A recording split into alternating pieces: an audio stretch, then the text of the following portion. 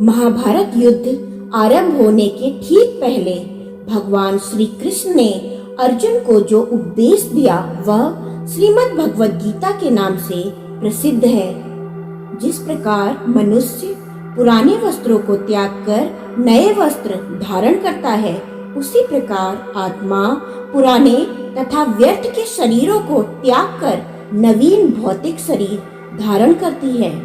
शरीर के मरने पर आत्मा नहीं मरती। आत्मा ना कभी जन्म लेती है और ना कभी मरती है। इसलिए शरीर का मोह त्याग दो। कर्म वो फसल है जिसे इंसान को हर हाल में काटना ही पड़ता है। इसलिए हमेशा अच्छे बीज बोएं ताकि फसल अच्छी हो।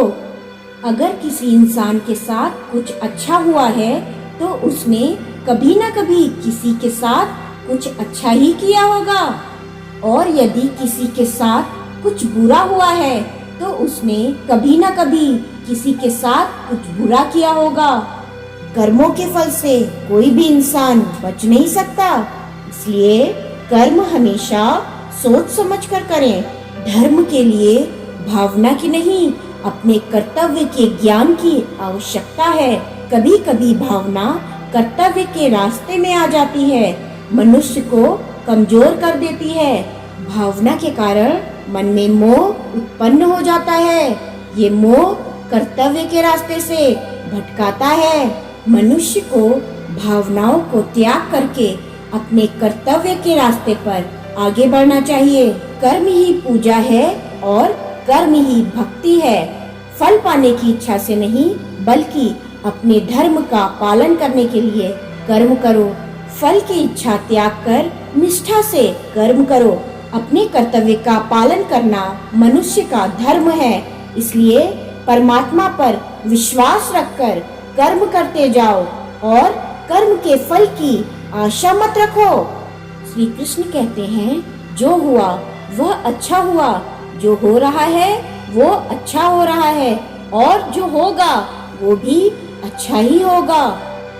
जिस प्रकार प्रकाश की ज्योति अंधेरे में चमकती है, ठीक उसी प्रकार सत्य भी चमकता है। इसलिए हमेशा सत्य की राह पर चलना चाहिए। जो होने वाला है वो होकर ही रहता है, और जो नहीं होने वाला वह कभी नहीं होता। श्री कृष्ण अर्जुन से कहते हैं कि हे अर्जुन, चिंता से ही दुख उत्पन्न होते हैं, किसी अन्य कारण से नहीं। जो व्यक्ति इस बात को समझ जाता है वो जीवन में सफल हो जाता है। माली पौधों में पानी प्रतिदिन देता है, लेकिन फल सिर्फ मौसम में ही आता है। इसीलिए जीवन में धैर्य रखें। हर काम अपने समय पर ही होगा।